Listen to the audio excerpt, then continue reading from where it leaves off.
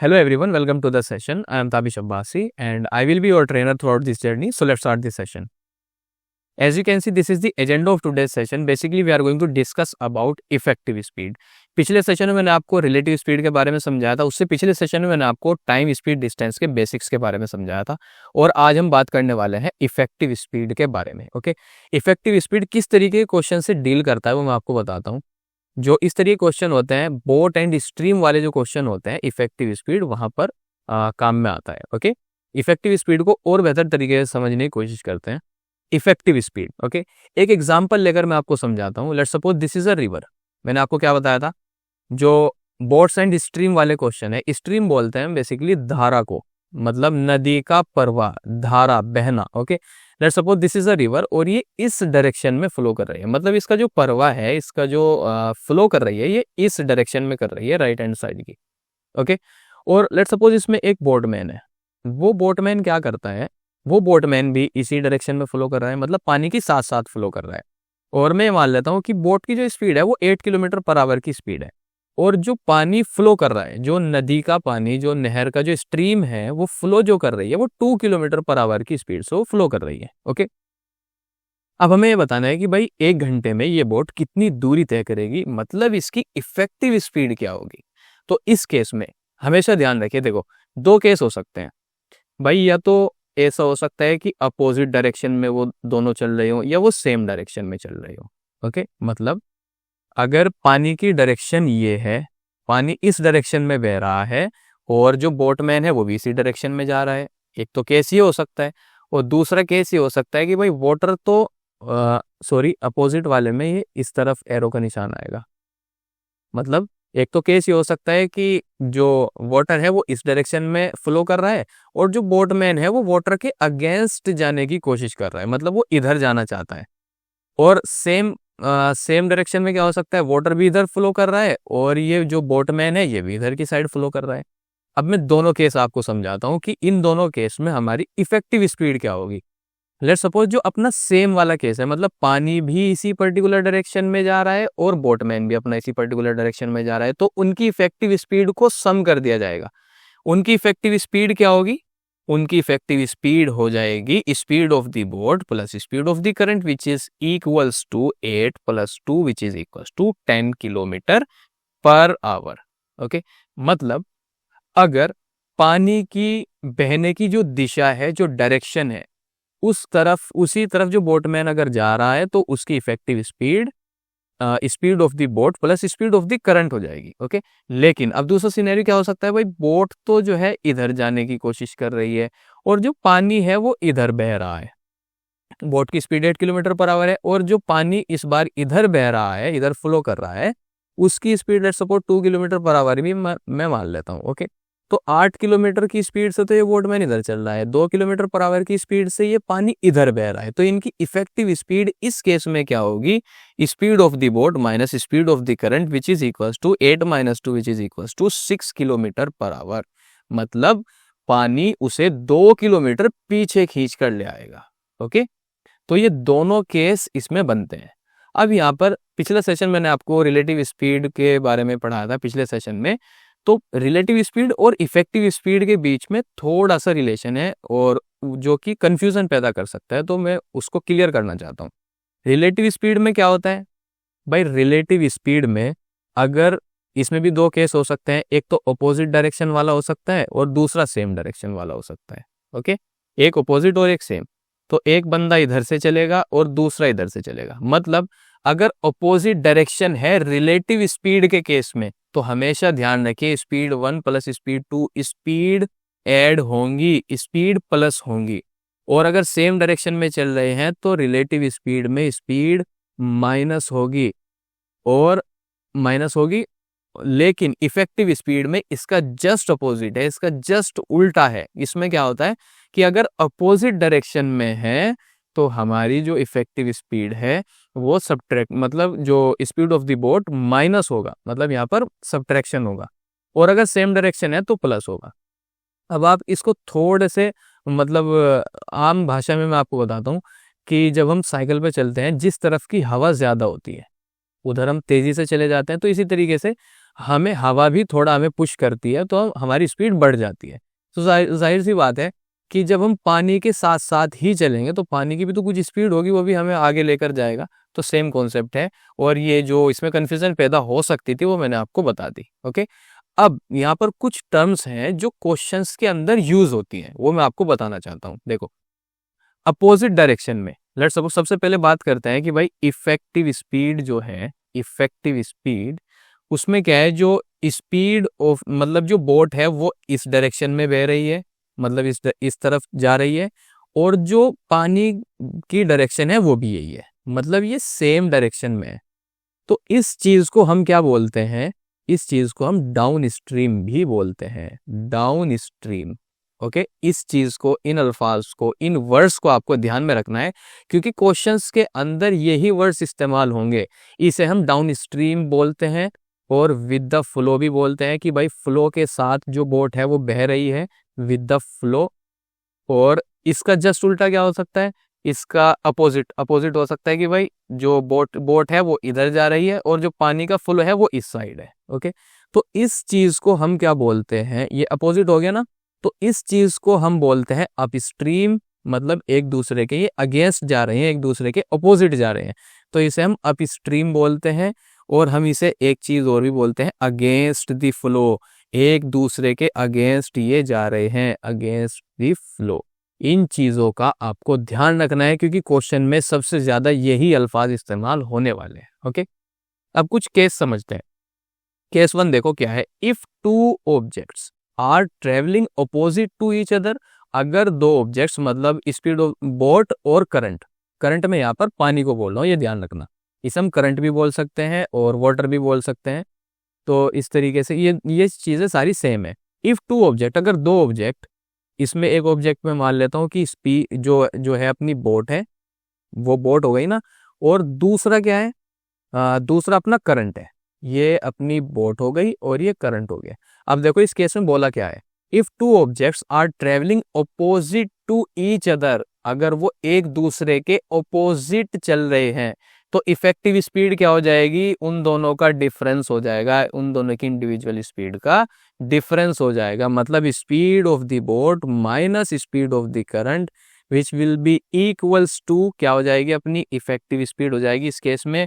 और इस चीज को हम क्या बोलते हैं, जब एक दूसरे के अपोजिट बहते हैं, फ्लो करते हैं, उस चीज को हम बोलते हैं अपस्ट्रीम, उस चीज को हम बोलते हैं अपस्ट्रीम, अपोजिट बह रहे हैं ना एक दूसरे के। ओके, अब दूसरा केस समझते हैं क्या हो सकता है। भाई दूसरे केस में क्या हो सकता है, if two objects are travelling in the same direction, मतलब भाई सेम डायरेक्शन में वो जा रहे हैं, मतलब जो बोट है वो रिवर के पानी के फ्लो के साथ चल रही है, तो उस केस में क्या होगा, speed of the boat plus speed of the current which is equals to हमारी इफेक्टिव स्पीड बन जाएगी। सिंपल है ना, ये हमारी इफेक्टिव स्पीड बन जाएगी। और इस चीज को हम क्या बोलते हैं, इस चीज को हम बोलते हैं डाउन स्ट्रीम, डाउन स्ट्रीम भी बोलते हैं, और विद द फ्लो भी बोलते हैं, कि भाई फ्लो के साथ साथ। और जो पिछले वाला केस था उसे हम अगेंस्ट द फ्लो भी बोलते हैं। Okay, so let's move on. अब हम क्या करेंगे, देखो कुछ क्वेश्चंस लेंगे, क्वेश्चन भी में होंगे जो आपको मतलब इस कॉन्सेप्ट को अच्छे तरीके से विजुअलाइज करा सकूं मैं, आपको इस कॉन्सेप्ट को अच्छे तरीके से समझा सकूं। और उनमें से कुछ क्वेश्चंस ऐसे भी होंगे जो किसी ना किसी रिक्रूटमेंट प्रोसेस में, किसी न किसी एग्जाम में पहले पूछे जा चुके हैं। वो मैं क्वेश्चन इसलिए ले रहा हूँ ताकि हमें एक आइडिया हो सके कि एग्जाम में क्वेश्चन किस तरीके के आते हैं और उन्हें अप्रोच कैसे करना है। Okay, so let's move on. सबसे पहले क्वेश्चन की बात करते हैं। A boat rows down a river at the rate 21 kilometre per hour and row up at 9 kilometre per hour, what is the speed of the stream. अब देखो इस question में क्या कहा गया है, अल्फाज इसके अंदर क्या इस्तेमाल हुए हैं, हमें सबसे पहले उन पे गौर करना है। अ बोट रोज डाउन, इसने क्या बताया, रोज डाउन अ रिवर, मतलब यहाँ पर क्या हो रहा है, यहाँ पर डाउन स्ट्रीम की बात हो रही है, डाउन स्ट्रीम। और ये क्या बोल रहा है आगे, 21 kilometre per hour and rose up, इसकी क्या बात हो रही है यहाँ पर बात हो रही है अप स्ट्रीम की, अप स्ट्रीम। डाउन स्ट्रीम मैंने क्या बताया था, विद द फ्लो, मतलब फ्लो के साथ साथ, और अप स्ट्रीम मतलब अगेंस्ट द फ्लो। ओके, अब क्वेश्चन को समझने की कोशिश करते हैं कि भाई एक बोट है, वो विद द फ्लो जा रही है 21 किलोमीटर पर आवर की स्पीड से, और वही रो अप कर रही है, मतलब अगेंस्ट द फ्लो जा रही है 9 किलोमीटर पर आवर की स्पीड से। तो ये बोला है what is the speed of the stream. अब उस करंट की, उस पानी की, उस स्ट्रीम की स्पीड हमें बतानी है। ओके, सबसे पहले मैं क्या करता हूँ, मुझे क्या दे के रखा है, मुझे दे के रखा है डाउन स्ट्रीम स्पीड। भाई डाउन स्ट्रीम स्पीड क्या होती है, डाउन स्ट्रीम स्पीड मैंने आपको बताया था कि speed of the boat plus speed of the current, यही तो अपनी डाउन स्ट्रीम स्पीड होती है। और ये हमें कितनी दे के रखी है, 21 किलोमीटर पर आवर, ये हमें दे के रखी है। ओके, और इसने अप स्ट्रीम स्पीड भी दे के रखी है कि भाई अप स्ट्रीम स्पीड कितनी है, 9 किलोमीटर पर आवर। और अप स्ट्रीम स्पीड होती क्या है, speed of the boat minus speed of the current which is equal to 9 kilometre per hour हमें दे के रखी है। ओके, अब इस केस में हमें क्या करना है, देखो ये दो इक्वेशन हमारी बन गई, speed of the boat plus speed of the current which is equal to 21, और speed of the boat minus speed of the current which is equals to 9। अब यहाँ पर आपको एक बात हमेशा ध्यान रखनी है कि जब भी आपको इस तरीके की इक्वेशन बने, speed of the down stream आपको दे के रखी हो और स्पीड अप स्ट्रीम भी आपको दे के रखी हो, तो आपको वहां पर करना क्या है, वहां पर आप क्या करो, उन इक्वेशन को प्लस करो। अगर आपको स्पीड ऑफ द बोट निकालनी है तो आपको सबसे पहले क्या करना होगा, उन इक्वेशन को प्लस करो और वहां पर क्या करो, 2 से डिवाइड कर दो, प्लस करो और 2 से डिवाइड कर दो, आपको ये हमेशा ध्यान रखना है। और अगर आपको speed of the current, speed of the stream, speed of the flow निकालनी हो तो आप वो कैसे निकालोगे, स्पीड ऑफ द करंट कैसे निकालोगे, दोनों को माइनस करोगे और 2 से डिवाइड कर दोगे। सिंपल, ये बात आपको हमेशा ध्यान रखनी है। अब देखो इसने क्या पूछा, स्पीड ऑफ द स्ट्रीम, मतलब स्पीड ऑफ द करंट ये पूछ रहा है, मैंने क्या बताया माइनस करो। तो जब हम इससे सब्ट्रैक्ट करेंगे तो ये तो कैंसिल हो जाएगा, यहाँ पर क्या आ जाएगा, 2SC is equal to 21 minus 9 which is equal to 12, SC is equal to 12 divided by 2 which is equal to 6 kilometre per hour. क्या आ गया, अपना स्पीड ऑफ द करंट हमें मिल चुकी है। ओके, ये मैंने आपको बताया था, ये अपनी इक्वेशन 1 थी, ये अपनी इक्वेशन 2 थी। लेकिन अगर आप इक्वेशन भी नहीं बनाना चाहते हो और ये केस आपको मिलते हैं तो आप सिंपल क्या करो, स्पीड ऑफ द स्ट्रीम मैंने आपको क्या बताया, माइनस करो। तो 21 minus 9 divided by 2 which is equals to कितना हो जाएगा, 12 divided by 2 which is equals to 6। आ गया ना अपना, ये देखो। तो चाहे आप ऐसे कर लो, ऐसे कर लो, लेकिन रिकमेंडेड आपको मैं ये करूँगा कि इक्वेशन ना भी बनाओ, आप ऐसे कर लो, इससे हमारा टाइम बचेगा और time is our prime concern in aptitude exam. Okay, so I hope आपको ये क्वेश्चन समझ आ गया होगा। So let's move on to the next question. इस क्वेश्चन को देखते हैं क्या बोल रहा है, the speed of a boatman in the direction of stream. देखो क्वेश्चन के अल्फाज पर गौर करो, वर्ड्स पर गौर करो। The speed of a boatman in the direction of stream, मतलब डाउन स्ट्रीम की बात हो रही है। डाउन स्ट्रीम मतलब with the flow, down stream is 15 kilometre per our while the speed of the stream is 1.5 kilometre per hour. What is the speed of the boatman against the stream. देखो इस question को मैं आपको बिल्कुल easy language में समझाता हूँ। ये क्वेश्चन बोल रहा है कि भाई स्पीड ऑफ अ बोटमैन, जब वो डाउन स्ट्रीम में मतलब पानी के साथ साथ ट्रेवल कर रहा है तो डाउन स्ट्रीम स्पीड अपनी कितनी है, डाउन स्ट्रीम, भाई डाउन स्ट्रीम स्पीड अपनी कितनी है 15 किलोमीटर। और डाउन स्ट्रीम स्पीड होती क्या है, speed of the boat plus speed of the current, और विच इज इक्वल टू कितनी दे के रखी है, 15 किलोमीटर पर आवर। ओके, और इसने स्पीड ऑफ द करंट भी दे के रखी है 1.5 किलोमीटर पर आवर। अब ये बोल रहा है what is the speed of boatman against stream, मतलब अप स्ट्रीम स्पीड बतानी है। अप स्ट्रीम स्पीड कैसे बता सकता हूं मैं, अप स्ट्रीम स्पीड के लिए मुझे बोट की स्पीड पता होनी चाहिए और करंट की स्पीड भी पता होनी चाहिए। अब जाहिर सी बात है, जब मुझे डाउन स्ट्रीम स्पीड दे के रखी है और करंट की स्पीड भी मुझे दे के रखी है तो मैं यहाँ से स्पीड, बोट की स्पीड यहाँ से निकाल सकता हूँ। देखो यहाँ से निकाल सकता हूँ, speed of the boat plus speed of the current मुझे दे के रखी है तो मैं यहाँ पर 1.5 सब्स्टिट्यूट कर दूंगा और ये बराबर किसके है, 15 किलोमीटर पर आवर के।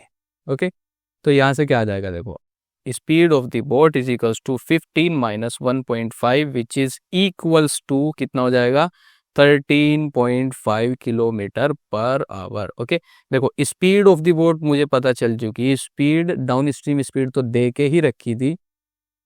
अब हमें बताना है कि भाई what is the speed of boatman against the flow, मतलब अगेंस्ट स्ट्रीम। तो स्पीड जो अप स्ट्रीम स्पीड होती है वो क्या होती है? अप स्ट्रीम स्पीड होती है speed of the boat minus speed of the current. अब स्पीड ऑफ द बोट क्योंकि हमने निकाल ली है 13.5, स्पीड ऑफ द करंट क्योंकि हमें क्वेश्चन में ही दे के रखी है 1.5, तो subtract 1.5 which is equal to 12 kilometre per hour, ये उसकी अप स्ट्रीम स्पीड हमने फाइंड आउट कर ली है। ओके, आई होप ये एक्सप्लेनेशन आपको समझ आ गई होगी। So let's move on to the next question. A swimmer swims a distance of 36 km in 6 hours downstream and a distance of 40 km upstream in 8 hours. Find the speed of the swimmer in still water. देखो, ये बोल रहा है कि भाई swimmer की जगह आप यहाँ पर बोट अज्यूम कर लो, क्योंकि अब तक बोट ही करता है ना, वही अज्यूम कर लो, इजी पड़ेगा आपको। A swimmer swims a distance of 36 km in 6 hours downstream. ये देखो डाउनस्ट्रीम की यहाँ पर बात हो रही है। A swimmer swims a distance of 36 km in 6 hours downstream and a distance of 40 km upstream in 8 hours. Find the speed of the swimmer in still water. देखो यहाँ पर हमें स्पीड ऑफ डाउनस्ट्रीम दे के रखी है। स्पीड ऑफ डाउनस्ट्रीम होती क्या है? Speed of the boat plus speed of the current, और वो कितनी दे के रखी है? ये बोल रहा है कि भाई 36 किलोमीटर वो 6 घंटे में गया, तो यहाँ से हम स्पीड इसकी निकाल सकते हैं। भाई जो स्पीड का फॉर्मूला होता है वो क्या होता है? Distance divided by time. अब डिस्टेंस उसने कितनी ट्रेवल की? 36 किलोमीटर। कितने टाइम में की? 6 घंटे में। तो यहाँ से कितना आ जाएगा? 6 किलोमीटर पर आवर। उसकी स्पीड कितनी थी? 6 किलोमीटर पर आवर। तो 6 किलोमीटर पर आवर ये स्पीड हमें डाउन स्ट्रीम की स्पीड हमें मिल चुकी है। अब ये बोल रहा है अप स्ट्रीम की स्पीड के बारे में। अब ये बोल रहा है कि भाई 40 किलोमीटर वो अप स्ट्रीम के लिए गया 8 घंटे में।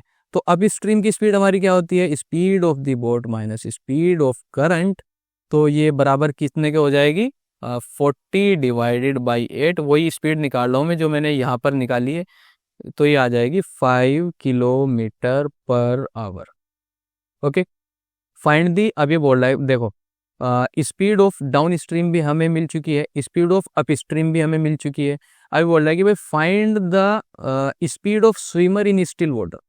मतलब जब वो डाउन स्ट्रीम में जा रहा था तो डाउन स्ट्रीम की स्पीड हमें मिल गई, अप स्ट्रीम की स्पीड हमें मिल गई। वो बोल रहा है कि भाई स्टिल वाटर में, रुके हुए पानी में उसकी स्पीड कितनी होगी? मतलब speed of the boat find out करनी है हमें। और मैंने आपको पीछे ही बताया था, वो 2 से डिवाइड करने वाला जो बताया था वही केस यहाँ पर लगेगा। भाई speed of the boat plus speed of the current which is equals to 6, speed of the boat minus speed of the current which is equals to कितना देकर रखा है? 5 हमारा यहाँ पर आया है। अभी बोल रहा है what is the speed of the swimmer in still water, मतलब speed of boat find out करनी है। Speed of boat find out करने के लिए मैंने आपको क्या बताया था कि प्लस करो और 2 से डिवाइड कर दो। सिंपल। प्लस जब हम करेंगे तो हमें क्या मिलेगा? 6 + 5 divided by 2 which is equals to 11 divided by 2 which is equals to 5.5 kilometre per hour. ये अपना फाइनल आंसर हो जाएगा। प्लस करना है, ये क्या निकाला मैंने? Speed of the boat. जब इसे प्लस करोगे तो ये तो कैंसिल हो जाएगा, यहाँ पर क्या आ जाएगा? 2SB which is equals to 6 + 5 which is equals to 11/2 which is equals to SB equals to 11/2। ये क्या हो जाएगा? ये यहाँ पर 5.5। चाहे तो आप इक्वेशन सोल्व करके कर लो या ऐसे कर लो, बात एक ही है, आंसर भी एक ही आना है, सेम ही आना है। तो रिकमेंडेड ये है कि आप ऐसे करो, इक्वेशन बनाने में आपको टाइम लग सकता है। सिंपल। और इक्वेशन यहाँ पर बन भी गई है। ओके, ये हमारा फाइनल आंसर है। तो आपको आई होप आपको ये क्वेश्चन एक्सप्लेनेशन इसकी समझ आ गई होगी। So let's move on to the next question. ये क्वेश्चन क्या बोल रहा है? In 3 hours, a swimmer can row 21 kilometre down stream and 15 kilometre against the stream in the same time. देखो इस क्वेश्चन में क्या है कि भाई एक स्विमर है, वो 3 घंटे में डाउन स्ट्रीम स्पीड उसकी कितनी है? स्पीड ऑफ डाउन स्ट्रीम हमें दे के रखी है, और वो होती क्या है? Speed of the boat plus speed of the current which is equal to, वो दे के कितनी रखी है कि भाई वो 21 किलोमीटर 3 घंटे में गया डाउन स्ट्रीम में। तो स्पीड निकाल लेंगे 21 divided by 3 which is equals to 7 kilometre per hour. उसकी डाउन स्ट्रीम स्पीड हमें मिल चुकी है। अब वो बोल रहा है कि भाई वो अप स्ट्रीम गया अगेंस्ट द स्ट्रीम। इसका मतलब क्या है? अप स्ट्रीम, और ये डाउन स्ट्रीम तो दे के ही रखा है। तो डाउन स्ट्रीम तो हमने निकाल लिया, बात करते हैं अगेंस्ट द स्ट्रीम।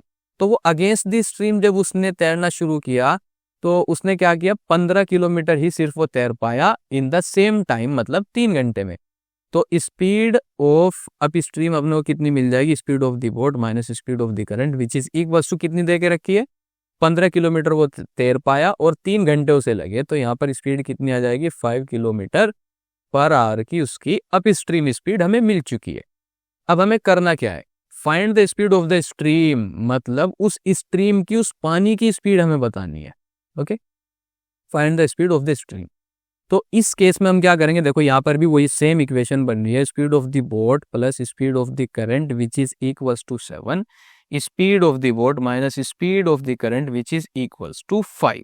ओके, और बताना क्या है, स्ट्रीम की स्पीड बतानी है। मैंने आपको बताया था स्ट्रीम के केस में हम माइनस करेंगे, सब्ट्रैक्ट करेंगे और 2 से डिवाइड कर देंगे, सिंपल।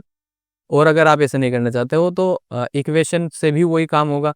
तो इक्वेशन से यहाँ पे ये क्या होगा, देखो speed of the stream find out करनी है ना, तो ये तो कैंसिल हो जाएगा। यहाँ पर क्या आ जाएगा, 2SC is equals to 7 minus 5। मैंने क्या बताया था, सब्ट्रैक्ट करेंगे तो ये SB और SB कैंसिल हो जाएगा। तो 2SC is equals to 7 minus 5 क्या आएगा, 2SC is equals to 2 divided by 2 which is equals to 1 kilometre per hour. Speed of current कितनी हमें मिल चुकी, 1 किलोमीटर पर आवर। और अगर आप इसे डायरेक्टली भी करते हैं, 7 minus 5 divided by 2 which is equals to 2 divided by 2 which is equals to 1 kilometre per hour. आया ना, देखो सेम आंसर। तो इस तरीके के क्वेश्चन को हम इक्वेशन बना के भी सोल्व कर सकते हैं और डायरेक्टली भी सोल्व कर सकते हैं। ओके, आई होप इसकी एक्सप्लेनेशन भी आपको समझ आई होगी। So let's move on to the next question. A boat goes double of time taken by it to go downstream while coming in upstream. If the speed of the water is 3 km per hour, find the speed of the boat. देखो इस question को थोड़ा सा ध्यान समझना है। A boat goes double of time taken, मतलब by it to go downstream, मतलब एक बोट है वो डाउन स्ट्रीम में गई, जितना भी टाइम उसने लिया वो लिया, लेकिन जब वो अप स्ट्रीम में गई तो डाउन स्ट्रीम का डबल टाइम उसने लिया। मतलब जो टाइम अप स्ट्रीम का है वो बराबर है टाइम डाउन स्ट्रीम के 2 गुने के। मतलब जितना टाइम उसे डाउन स्ट्रीम में लगा उसका 2 गुना टाइम उसे अप स्ट्रीम में लगा। अब ये बोल रहा है कि भाई if the speed of the water is 3 kilometre per hour, अगर speed of the current, speed of the water, speed of the stream एक ही बात है, 3 किलोमीटर पर आवर है, तो बोट की स्पीड बताओ क्या होगी। तो देखो अब ये जो टाइम होता है, मैंने आपको बेसिक्स में समझाया था कि जो ये फॉर्मूला होता है, आप इसका एक ट्रायंगल बना लो ऐसे, DST। ये D अपनी डिस्टेंस है, S स्पीड है, T टाइम है। अब जब मैं T फाइंड आउट करूंगा तो मैं क्या करूंगा, DS बचा तो D डिवाइडेड बाई S। तो डिस्टेंस यहाँ पर क्या आ जाएगी, ये डिस्टेंस आ गई। अब स्पीड, अप स्ट्रीम स्पीड अपनी क्या होती है, अप स्ट्रीम स्पीड होती है speed of the boat minus speed of the current, ये तो होता है। अब ये देखो इसमें भी क्या होगा, ये 2D आ जाएगा यहाँ पर क्योंकि 2 गुना है, और इसकी जो स्पीड होगी वो क्या होती है, डाउन स्ट्रीम की स्पीड क्या होती है, speed of the boat plus speed of the current, ये तो होता है। अब इस केस में देखो ये एक दूसरे के इक्वल है। अब इसे हम सोल्व करेंगे, D divided by speed of the boat, लेकिन हमें speed of the current, speed of the water दे के रखी है 3 किलोमीटर पर आवर, तो हम उसे यहाँ पर सब्स्टिट्यूट कर देंगे 3 kilometre per hour which is equals to, ये 2D यहाँ पर आ जाएगा, स्पीड ऑफ द बोट क्योंकि हमें निकालनी है, तो plus speed of the current हमें दे के रखी है 3। तो अब हम यहाँ पर क्या करेंगे, देखो ये जो है D से तो D कैंसिल आउट हो जाएगा, और यहाँ पर अब इसके हम क्रॉस मल्टीप्लाई कर सकते हैं, 2 speed of the boat minus 3 equals to speed of the boat plus 3, ये तो होगा।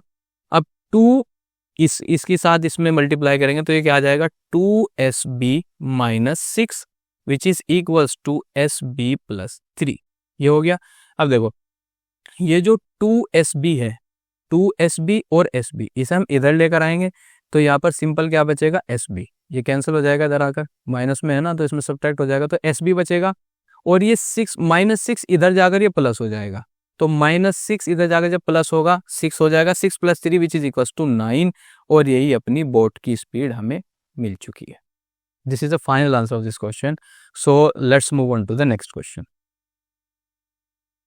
ये क्वेश्चन क्या बोल रहा है, a man can row 9 whole 1/3 kilometre per hour in still water and he finds that it takes him thrice as much time to row upstream as to row downstream, find the speed of the current. देखो इस question को थोड़ा ध्यान समझो। अ man can रो, ये जो है ये 9 होल 1/3, ये इस तरीके से लिखा हुआ है। Okay, 9 whole 1/3 kilometre per hour in still water.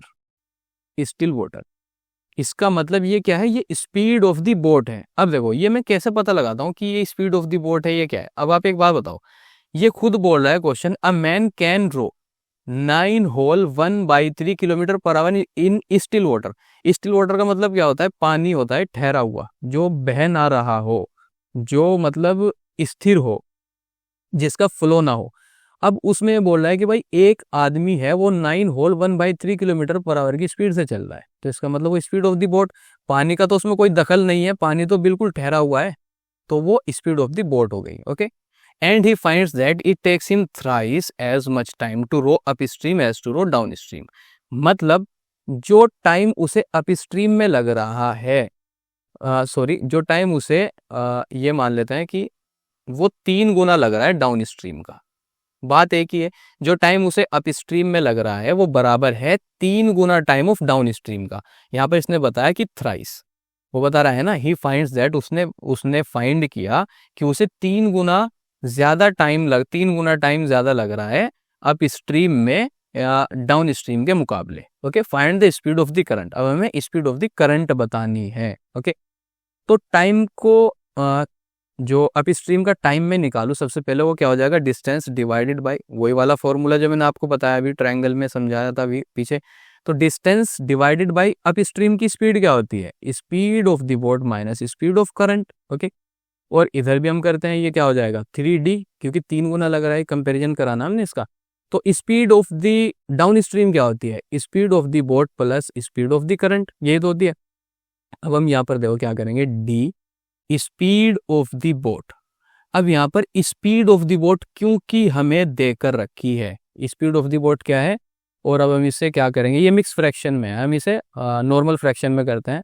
9 3 = 27, तो ये आ जाएगा 28 डिवाइडेड बाई 3, ये हमारा फाइनल बन जाएगा। तो स्पीड ऑफ द बोट में यहाँ न लिख करके इसकी वैल्यू को सब्सिट्यूट यहाँ पर करता हूँ, जो कि क्या है 28, यहाँ पर 28 divided by 3 minus speed of the current, जो कि हमें नहीं पता, एज इट इज लिख लेंगे, इक्वल्स टू, यहाँ पर क्या आ जाएगा 3D divided by speed of the boat कितनी है 28 divided by 3 minus speed of the current. D से डी यहाँ पर कैंसिल हो जाएगा, और अब हम क्रॉस मल्टीप्लाई कर सकते हैं, तो 3 मतलब क्रॉस मल्टीप्लाई ऐसे कर सकते हैं, 28 divided by 3 minus SC। Okay, equals to, ये किसके बराबर है 28 डिवाइडेड बाई 3 माइनस SC। अब देखो 3 से 3 तो कैंसिल हो जाएगा, यहाँ पर क्या बचेगा 28 माइनस 3SC, और इक्वल्स टू, यहाँ पर क्या आ जाएगा 28 divided by 3 minus S। Okay, oh minus SC, this is SC, ये SC है speed of the current. Okay, अब देखो 28 माइनस 3SC। अब ये जो 28 डिवाइडेड बाई 3 है, इसे इस साइड लेकर आते हैं, तो यहाँ पर क्या हो जाएगा 28 minus 28 divided by 3 which is equals to, ये माइनस 3SC जब इस साइड आएगा तो ये यहाँ पर क्या हो जाएगा, सॉरी, ये जो माइनस है ना, स्पीड ऑफ द बोट यहाँ पर प्लस है, ये निशान थोड़ा गलत है, तो ये प्लस में होगा। ओके, और जब ये इधर आएगा तो ये प्लस में हो जाएगा, तो यहाँ पर हमारा फाइनल हमें क्या मिलेगा 4SC मिलेगा, 4SC मिल गया। अब तक कोई कंफ्यूजन ना होनी चाहिए आपको। अब देखो यहाँ पर हम क्या करेंगे, इसको सोल्व करेंगे, तो यहाँ पर 28 माइनस 28 डिवाइडेड बाई 3। अब एक नॉर्मल नंबर में से फ्रैक्शन को सब्ट्रैक्ट करना है, तो हम इसे इसके इक्विवेलेंट बनाएंगे पहले। तो यहाँ पर 28, इसके डिनोमिनेटर में मैं 1 मान सकता हूँ, तो इसे भी 28 मुझे पहले बनाना पड़ेगा, ओ सॉरी 3 बनाना पड़ेगा, क्योंकि इनका बेस जो डिनोमिनेटर है वो सेम होना चाहिए। तो 1 इंटू 3 जब मैं करूँगा तो 28 इंटू 3 भी मुझे करना पड़ेगा, क्योंकि ये रूल है। तो देखो ये 3 बन गया आपस में, तो इसकी वैल्यू अब क्या हो जाएगी 84 डिवाइडेड बाई 3 माइनस 28, ये माइनस है, माइनस 3। अब जब मैं इन्हें सब्ट्रैक्ट करूंगा तो मुझे यहाँ पर क्या मिलेगा 56 डिवाइडेड बाई 3। 56 डिवाइडेड बाई 3 मुझे मिल चुका है, तो मैं 56 डिवाइडेड बाई 3 को क्या लिख सकता हूँ, मैं लिख सकता हूँ 2 into 28 divided by 3 which is equal to 4SC, ये लिख सकता हूँ। भाई 56 को मैं 28 इंटू 2 लिख सकता हूँ, बिल्कुल लिख सकता हूँ। तो यहाँ से अब मुझे क्या करना है, 4SC is equals to 2 into 28 divided by 3। अब ये 4 यहाँ से हटकर यहाँ पर आ जाएगा मल्टीप्लाई में, डिवाइड के अंदर मल्टीप्लाई में। ओके, तो यहाँ पर देखो 4 1 इज आर और ये 4 7 इज आर, ये आ जाएगा। और यहाँ पर क्या आ जाएगा 14 डिवाइडेड बाई 3। और जब हम इसे फाइनली सोल्व करेंगे तो हमें क्या मिलेगा 4.66। ये हमारा क्या हो जाएगा, स्पीड ऑफ द करंट हमें मिल चुकी है, जो कि कितनी होगी 4.66 kilometre per hour. Okay, I hope इस क्वेश्चन की एक्सप्लेनेशन आपको समझ आई होगी, नहीं आई तो आप इसे दोबारा देख सकते हैं। Okay, so let's move on to the next question. अब बात करते हैं इस क्वेश्चन के बारे में। अब motor boat in still water travels eight A speed of 36 kilometre per our. It goes 56 km upstream in 1 hour 45 minutes. The time taken by it to cover the same distance down the stream will be। देखो इस question में क्या कहा गया है, a motor boat in still water travels at a speed of 36 kilometre. मतलब speed of the boat हमें कितनी दे के रखी है, 36 किलोमीटर पर आवर की स्पीड बोट की स्पीड है। Okay, it goes 56 kilometre up stream, मतलब उसकी अप स्ट्रीम की स्पीड हमें निकालनी है। अप स्ट्रीम की स्पीड क्या होती है, speed of the boat minus speed of the current which is equal to कितनी दे के रखी है, वो 56 किलोमीटर जा रही है 1 घंटा 45 मिनट में। अब जब वो 56 किलोमीटर 1 घंटा 45 मिनट में जा रही है तो इसकी स्पीड निकाल लेंगे। स्पीड क्या होती है, डिस्टेंस डिवाइडेड बाई टाइम। तो 56 डिवाइडेड बाय, क्योंकि ये किलोमीटर में है स्पीड तो टाइम हमें घंटे में निकालना पड़ेगा। तो यहाँ पर 1 + 45 divided by 60, 5 3 jar 15 3 jar 15 4 jar. तो यहाँ पर क्या आ जाएगा 3/4। और जब हम इसे फाइनली सोल्व करेंगे 4 3 7 7/4, तो टोटल कितने आवर हो जाएंगे 7/4। और जब हम इसे फाइनली सोल्व करेंगे 7 1 जार 7 8 जार 8 4, तो ये आ जाएगा 34 किलोमीटर पर आवर। तो इसकी अप स्ट्रीम स्पीड कितनी आ गई 32 ही आई ना, हाँ 32 kilometre per hour. Okay, calculation हमारी बिल्कुल सही है। अब ये अगर आपको समझ नहीं आया हो ये कैसे हुआ, ये कैसे हुआ, तो 15 3 जार और 15 4 जार 3/4 आ गया। तो यहाँ पर 1 + 3/4 करना था, हमें 3/4 करना था। तो उस केस में इसके डिनोमिनेटर में मैं 1 मान सकता हूँ, तो इसके डिनोमिनेटर मुझे सेम करना पड़ेगा क्योंकि मुझे प्लस करना है।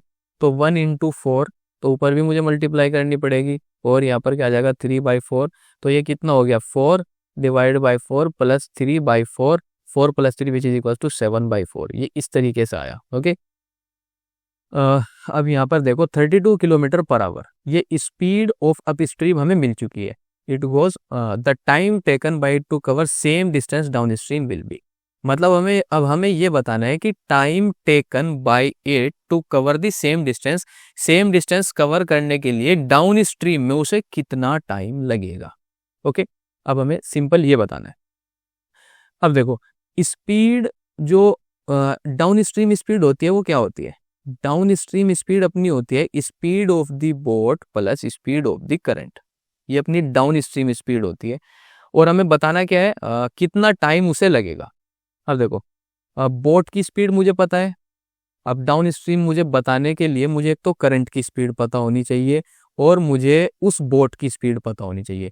अब बोट की स्पीड हालांकि मुझे पता है, और स्पीड ऑफ करंट में यहाँ से निकाल सकता हूँ, स्पीड ऑफ करंट में यहाँ से निकाल सकता हूँ। देखो स्पीड ऑफ द बोट जब 36 किलोमीटर है तो minus speed of the current which is equal to 32 kilometre, यहाँ पर दिखा रखा है ये 32 किलोमीटर। तो स्पीड ऑफ द करंट में यहाँ से निकाल सकता हूँ कि speed of the current which is equal to 36 - 32 which is equal to 4 kilometre. तो देखो स्पीड ऑफ द करंट मुझे मिल चुकी, स्पीड ऑफ द बोट मुझे मिल चुकी, speed of the up stream मुझे मिल चुकी। अब speed of the down stream मुझे निकालनी है।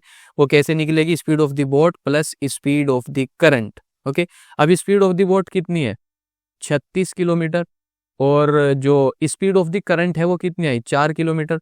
तो स्पीड डाउन स्ट्रीम स्पीड कितनी आ गई 40 किलोमीटर पर आवर की डाउन स्ट्रीम स्पीड हमारी मिल चुकी है हमें।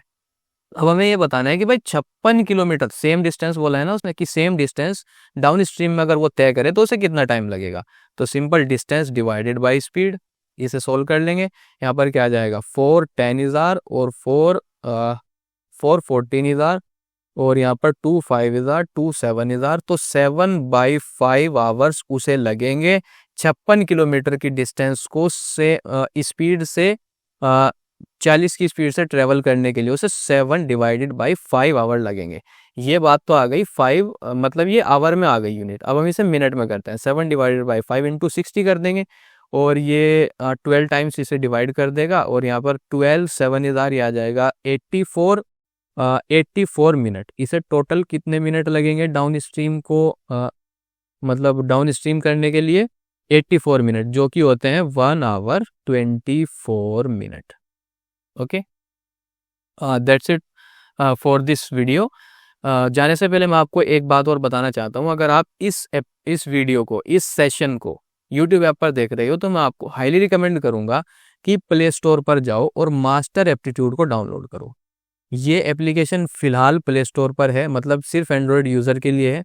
हालांकि हम कोशिश कर रहे हैं कि हम इसे आईफोन पर भी अवेलेबल कराएं, ऐप स्टोर के लिए भी अवेलेबल कराएं, लेकिन फ़िलहाल ये प्ले स्टोर के एंड्रॉयड के लिए है, सिर्फ प्ले स्टोर पर अवेलेबल है, सिर्फ एंड्रॉयड में ही चलेगी। ओके, सो आप प्ले स्टोर पर जाओ और एप्लीकेशन को डाउनलोड करो। अगर आप वाकई एप्टीट्यूड को एक बेहतर तरीके से, एक सिस्टमेटिक वे में, एक सीक्वेंस में सीखना चाहते हो तो, और किसी रिक्रूटमेंट प्रोसेस में, किसी रिक्रूटमेंट एग्जाम में आप सिलेक्शन पाना चाहते हो तो मास्टर एप्टीट्यूड को डाउनलोड करो। इससे बेहतर चॉइस आपको नहीं मिल सकती। आप इस एप्लीकेशन के अंदर क्वेश्चन को बुकमार्क कर सकते हो ताकि आप एग्जाम से पहले उन्हें रिवाइज कर सको। और इसमें आप टेस्ट दे सकते हो, कस्टम टेस्ट दे सकते हो। ओके, और आप इसमें अपनी रिपोर्ट को सेव कर सकते हो ताकि आप अपनी प्रोग्रेस को ट्रैक कर सको। और जो भी सेशन आप इसके अंदर पढ़ोगे उसके नीचे आपको उसकी स्टडी मटेरियल मिलेगा, कंसाइज, बहुत ही छोटा सा स्टडी मटेरियल मिलेगा ताकि आपको ज़्यादा दिक्कत ना हो पढ़ने में। उसके बाद आप वहाँ पर उसी पर्टिकुलर सेशन से रिलेटेड एक्सरसाइज करोगे। उसके बाद आपको जो पहले एग्ज़ाम में उस टॉपिक से, उस सेशन से रिलेटेड क्वेश्चन आ चुके हैं वो आपको सभी वहाँ पर मिलेंगे। आपको क्वेश्चन बैंक वहाँ पर मिलेगा। अगर आप वाकई पढ़ना चाहते हो एप्टीट्यूड को ढंग से, तरीके से, तो मास्टर एप्टीट्यूड को डाउनलोड करो। इससे बेहतर चॉइस आपके लिए कोई और नहीं हो सकती। Okay, so that's it for this video. Thank you and all the best.